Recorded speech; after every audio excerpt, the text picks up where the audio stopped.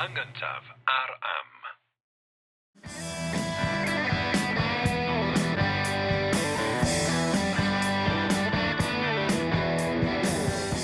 Helo, Jerry Hunt ydw i. A Richard Wyn Jones ydw i, a da ni yma yn y Llyfrgell Genedlaethol yn Aberystwyth yn recordio pennod arbennig fel rhan o gyfres arbennig o bodlediad yr Hen Iaith. Podlediad lle mae yna Americanwr o Cincinnati, Ohio yn ceisio addysgu rhywfaint ar Gymro o benmynydd Ynys Môn ynglŷn â cyfoeth llenyddiaeth ei hun. A mae Jerry'n gallu gwneud hynny ers bod o'n athro'r Gymraeg ym Mhrifysgol Bangor. A beth ni'n neud yn y gyfres arbennig ydy trafod syllabus lefel A. Felly, Jerry, lle da ni'n mynd heddiw? Felly, yn y bennod hon, dyn ni am drafod un o'r gywydda, Dafydd a Gwilym, mis Mai a mis Tachwedd, ynda. Felly... Mi ddaru ni recordio sawl pennod ynglŷn â Dafydd a Gwilym. Yn y gyfres arall, cyfres gyntaf yr Hen Iaith. Ia, felly os oes yna unrhyw un eisiau gwybod... Os da chi'n cael blas arno fo, dyma yna fwy... Os da chi eisiau clywed fi'n cael blas arno fo, achos fi gefais i blas mawr arno fo, a lot o fanylion bywgraffi, be da ni'n wybod amdano fo. Mae'r stwff yna i gyd yn yr... Oes, ond rwan, dyn ni eisiau neidio syth i mewn i'r farddoniaeth mewn ffordd da. Ond mae bwysig oed yw hwyrach egluro beth yw cywydd, un o'r mesurau caeth, felly mae yna gynghanedd ym mhob llinell. Iawn, mae cywydd wedi strwythuro o gwmpas cwpledi, felly cwpled ydy o'n sylfaenol lly. Ac mae yna 7 syll ym mhob llinell, ac odl o ran prifodl ar ddiwedd pob llinell, mae syll ac enwog yn odlu y syll ddiaced. A dyna yn fras beth sy'n diffinio cywydd. Iawn?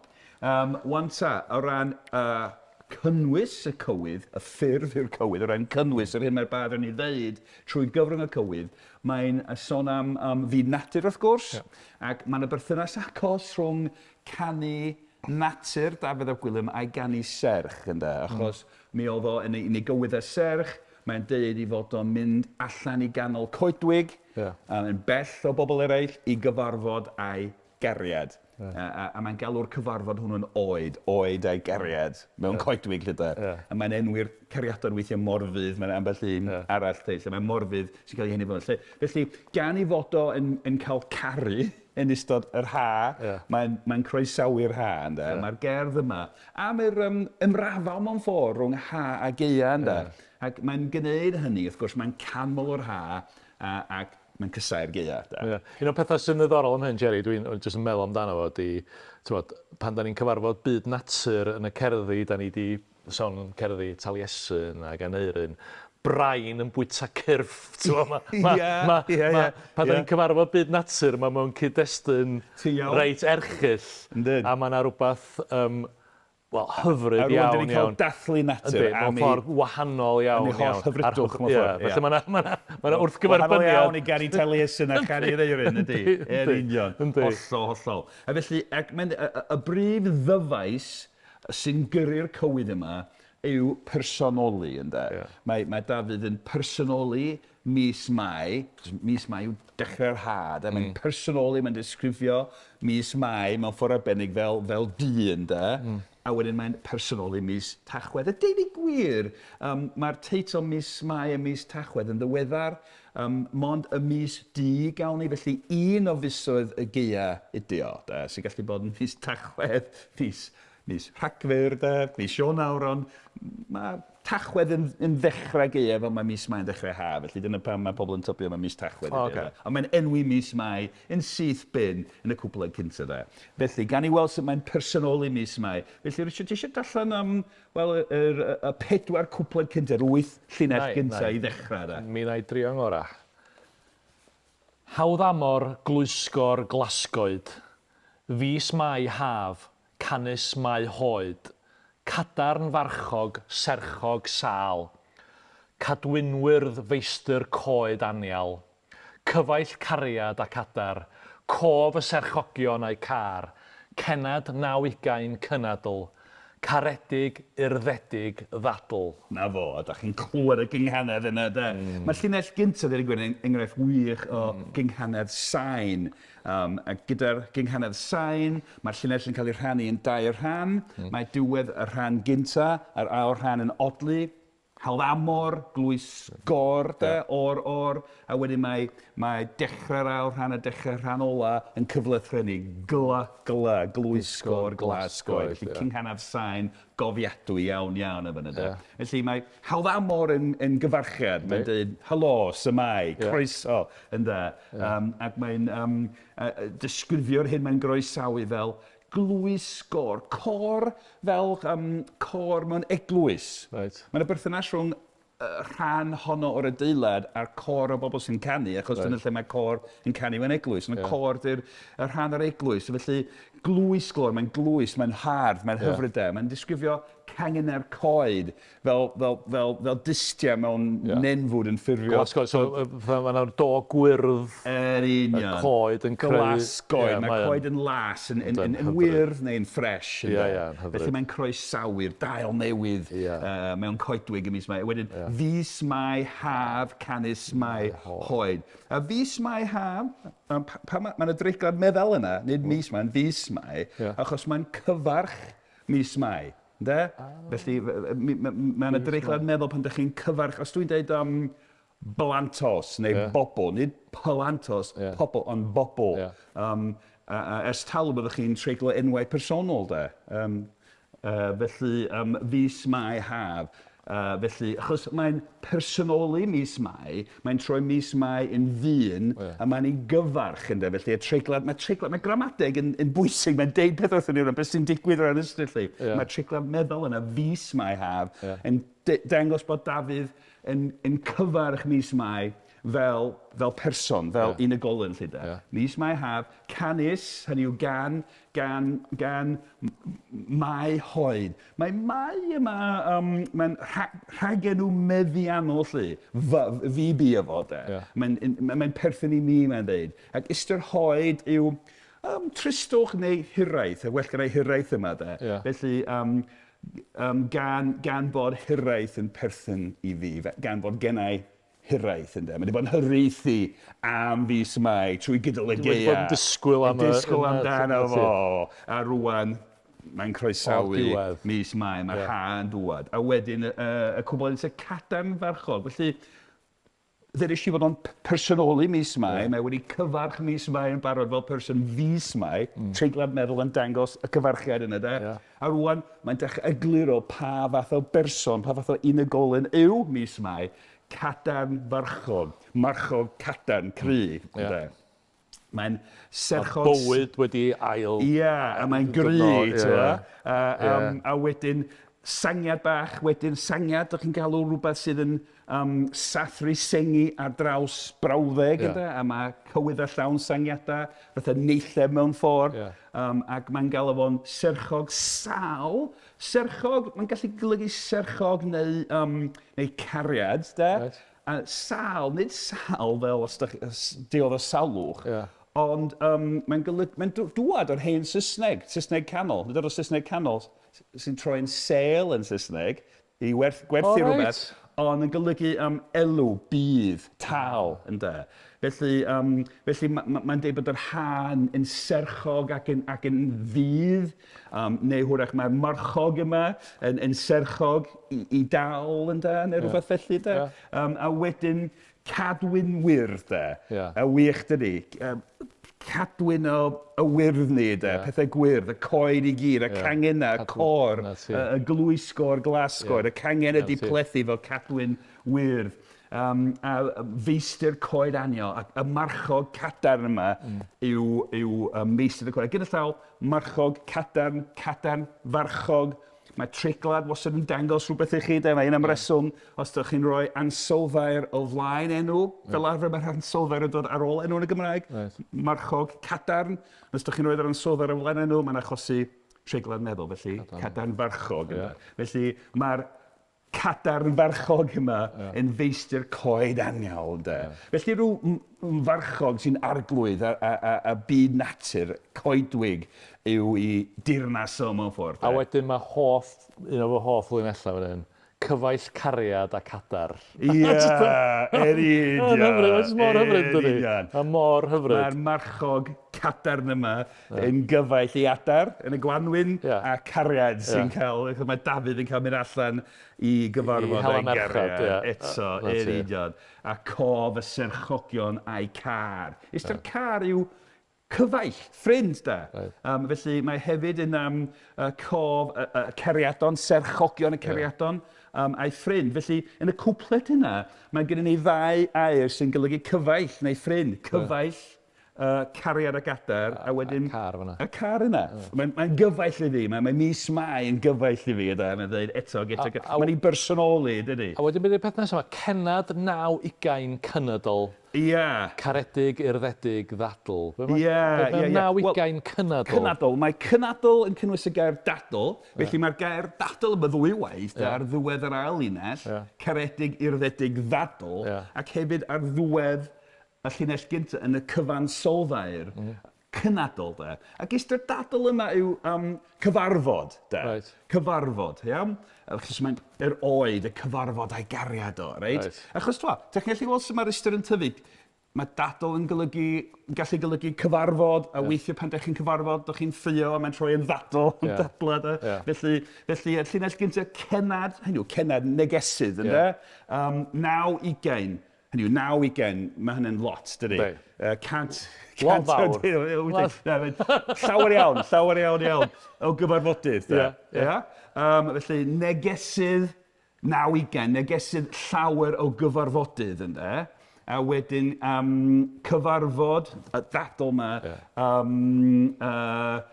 cyfarfod caredig ac urddedig, ynddo? Felly, pan mae'n cael cyfarfod a'i gariad, yn y coed, yn cael y ddadl, sef cyfarfod, mae'n garedig ac mae'n urddedig hefyd, ynddo. Yn wych, dydy. Wedyn, mae'n cymryd bedair llinell nesa, jyst fel un darn, i drafod o. Mawr a fydd myn mair ei fod, mai fis difau yn dyfod, ar fryd ar ddelw, frwd urddas, yn goresgyn pob glyn glas. Na fo.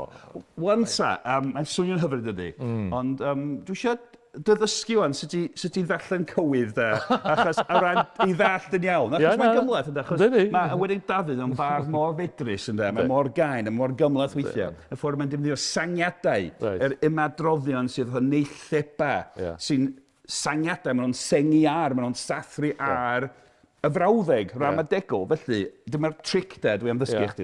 Mae eisiau chwilio am y brif frawddeg, y frawddeg ramadegol, fel sef yn rhyddiaeth, gan anwybyddu y sangiadau i gael yr ystyr, a wedyn a'n ôl i drafod. Felly, y prif frawddeg, mawr a fydd, mae yn dyfod ar fryd ar ddelw yn goresgyn pob glyn glas. So, dechrau efo hynna, reit? So, a fydd, buddio fel berf, felly, hynny yw, mawr a fydd, mae'n fuddiol, mae'n fuddiol iawn i fod, sef Mai, mis Mai, yn dyfod ar fryd ar ddelw, mwyn hawlio. Ystyr ar ddelw yw hawlio rhywbeth. Dydy gwir yn y cyfreithiau Cymraeg canoloesol, cyfraith hwyl fab yn glelw.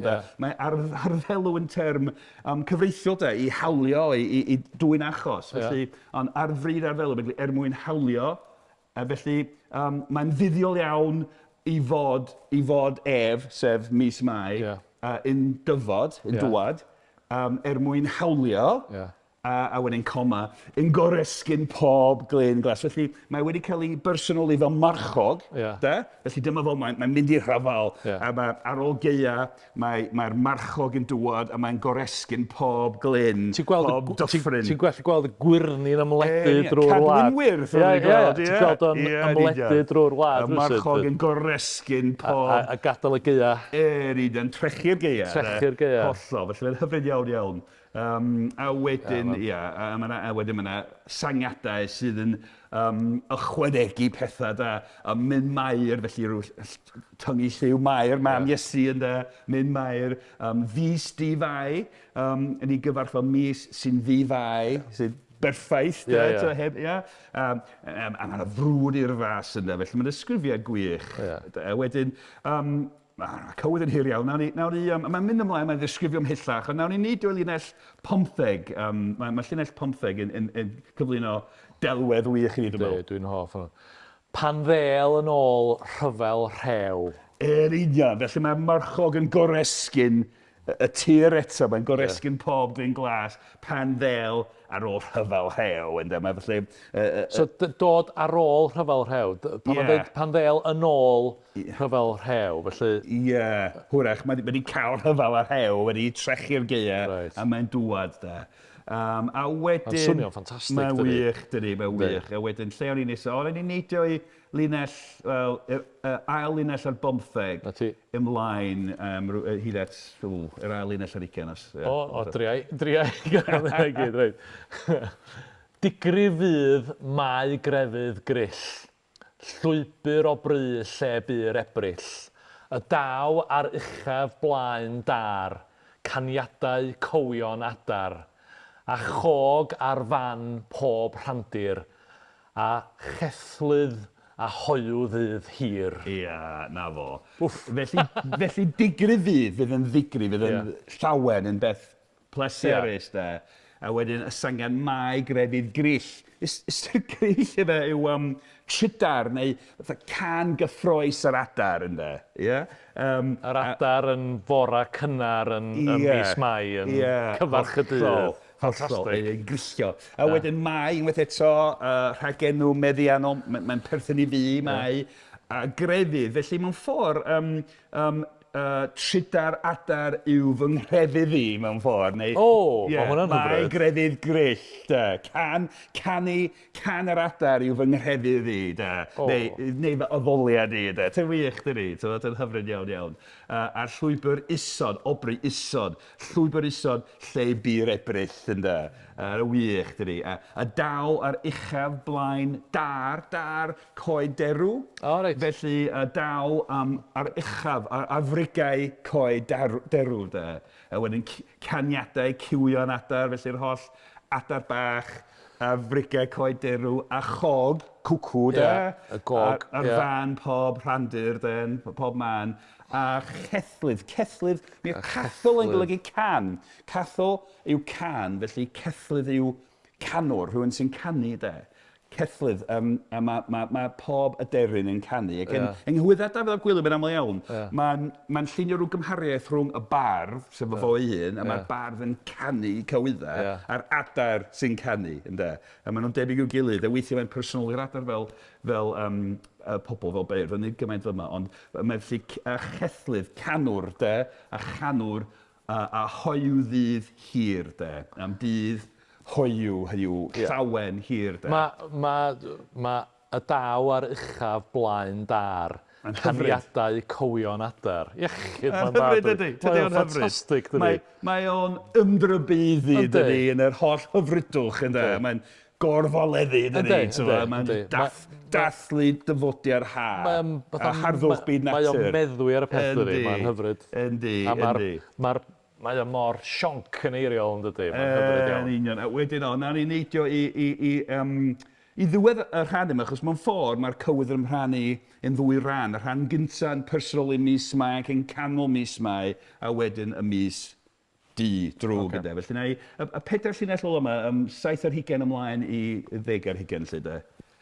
Ac adar aml ar goedydd, ac urddail ar wiail wydd, a chof fydd forfydd ddeiferch, a chyffro saith nawtro serch. Felly mae'n mynd ymlaen, mae'n cyfle adar aml ar goedydd, a urddail i'r dail ffres newydd yn y blaen.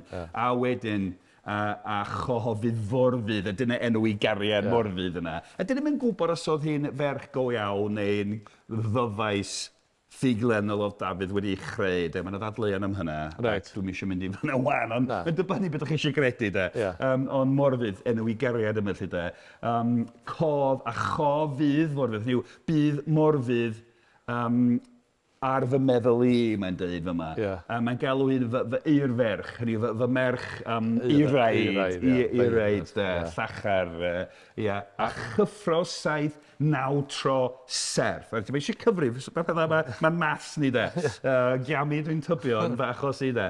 Ond 7-9 tro, felly byddi 7-9 yn lot de.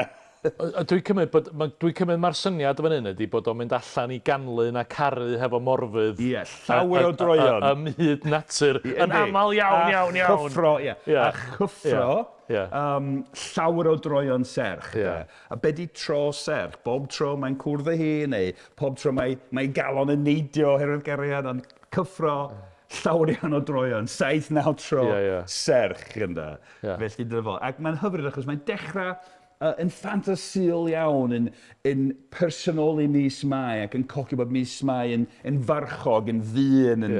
Ac hefyd cofiwch yn y traddodiad barddol, mi oedd beirdd yn derbyn nawdd, mi oedd gan feirdd noddwyr a beirdd yn canu mawl i noddwyr. Felly mi allai dadle bod Dafydd yn personol i mis Mai, fel i noddwrol, mae'n far sy'n canu, a mae gen fo noddwr sy'n farchog hael hyfryd, ynddo? Mae'n wych y beth ydy. Ond mae well gen i'r fatha darlun mwy romantaidd o hwn, o fatha, ti'n modd, yr rhyfelwr yn... O, mae hynny'n bendant yna, mae hynny'n bendant yn ganolog. Yn goresgyn. Gwyrddni'n goresgyn bob dim. A bob dim yn... Ar ôl rhyfel hew. Ia, bob dim yn ffynnu ac yn ffrwythlon gan gynnwys, os o'n i'n dweud Dafydd a Morfydd. Wel, dyna'r peth yn un. Mae'n sôn am y ddeiar, am fi natur yn ail ffrwythloni yn y Gwanwyn. Y dail yn dod ar y coed eto ac yn y blaen, a'r adar bach ciwio'r adar yn ffrwythloni. Ie, yn y cwpl ola, mae'n enwi Morfydd, a mae'n sôn am yr holl droion serch. Felly'n dod at hi. Wedyn, na ni edrych yn frisiog iawn o'r rhan, fe mae'n sôn am y mis du, y mis drwg, a jyst y pedair llinell nesaf yma, lle da. Anhebyg i'r mis dig du a gerydd i bawb garu, a bair tristlaw, a byrdddydd, a gwynt i ysbeilio gwydd. Ie, felly mae mis Mai yn anhebyg i'r mis dig du. Tristlaw a byrdddydd. Mis Tachwedd o bosib un o fus y gyad. Ac mae'n flid, mae'n ddig yna, ddim yn serchog. A gerydd i bawb garu, cyryddu lle da, edliw neu be bynnag lle. Ond mae'n golygu gwahardd, sy'n gwahardd pawb, gwahardd, cadw pawb rhag caru. Felly mae mis Mai yn caniatáu i bobl fy'n allan i garu. Mae'n 9 tro serch, Jerry, yn mis Mai, ond wedyn mis Tachwedd, mae'n hesp. Yndi, mae'n gac, ie. Mae'n rhwystro pobl rhaid caru lle. A bair hynny sy'n peri de, trydydd unigol presennol lle, tristlaw y byrdddydd, a gwynt i ysbeilio gwydd. Felly, ni'n sôn am fus Mai yn goresg yn y wlad ac yn dod o'r holl wyrddni yn ôl ar dail ffres. Wel, mis Tachwedd, mae'r gwyrddni'n mynd, mae'n ysbeilio. A hefyd, mae ysbeilio yn air, da chi'n defnyddio, pan da chi'n sôn am rhyfel. Byddwn yn ymosod o'r wlad arall ac yn ysbeilio, yn dwy'n ysbail. Felly, mae'r rhyfel yma, dyma ochr arall o'r rhyfel, a mis Tachwedd yn ysbeilio, yn cael gwarad o'r holl ddail gwyrdd hyfryd yna, mewn ffordd. A wedyn, ond na ni neidio'r cwplen ola, ddwy linell ola. Del iddo rhyw addo rhwydd, deiddrwg a mae wladeiddrwydd. Na fo. So mae'n sôn am y mis du, mis Tachwedd yn tyblu, del iddo, deied iddo, ynddo? A wedyn neilleb mewn sangiad, rhyw addo rhwydd. Mae'n beth hawdd iawn i addo, neu mae'n fygwthu'r hawdd i roi, lle. Del iddo, deied iddo, deiddrwg. Dau beth drwg, mae'n ei felltithio, mae eisiau mis du sydd fel person yn cael ei bersonoli fel dyn cas cyntechlyd. Felly, deied iddo ddau drwg, dau beth drwg, lle da. A mi wladeiddrwydd, a mi ddiffyg cwrteisi, da. So, os di rhywun yn wladaidd, da chi ddim yn gwrteis. Reit, dyna be mae'n golygu? Rhwng cefn gwlad, josgins gwledig o'r wlad, anghwrteis, ynda. A beth ofnadwy i ddeud amdano ni bobl cefn gwlad, Jerry? Ie, chdi wedi dyfagu yng nghanol ffermydd Sir Fôn ac yn y blaen. Ond dyma ni, wladeiddrwydd yn diffyg cwrteisi. So, melltithio dwy waith ydy'r deiddrwg yna felly, ie? Mae del iddo, deiddrwg am ei wladeiddrwydd. Am fod mor anghwrteis ag ysbeilio dail, adar. A'r harddwch, a'r holl bethau, a'r caru.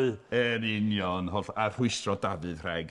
Gyfarfod am worddydd a charu, ynddo. Felly, wrth gwrs yn y pen draw, mae'n gywydd sy'n dathlu cariad, ynddo. A'r rhyddid, ynddo, wrth gwrs, mae'n cyfarfod allan yng nghanol byd natur, yng nghanol coedwig, bell o ligaid pobl eraill, ynddo, cael y rhyddid i garu, lle, fel, dyn ni'n cael mewn llawer iawn o gywyddau serch y natur gan Dafydd a Gwilym, lle. Ond mae yna rhywbeth hyfryd, mae yna rhyw afiaeth yma, does, rhyw angerdd yn y ffordd, mae'n personoli y ddau fus ac yn clodfori y naill fus ac yn melltithio llall. Y daw ar uchaf blaen dar, caniatáu cowion adar. Mae mor ddiniwed, mae mor hyfryd. Mae hwnna'n bendigedig, ond mae stwff Dafydd a Gwilym i gyd yn fendigedig. Felly fel nes i ddweud, os oes gennych chi ddordeb yn mwy o hyn, mae yna benodau, nawn ni roi cyswllt yn y nodiadau ar gyfer benod hon at y penodau yn y brif gyfres yr Hen Iaith, os oes gennych chi ddiddordeb gwybod mwy. Ond gobeithio bod hwnna wedi bod o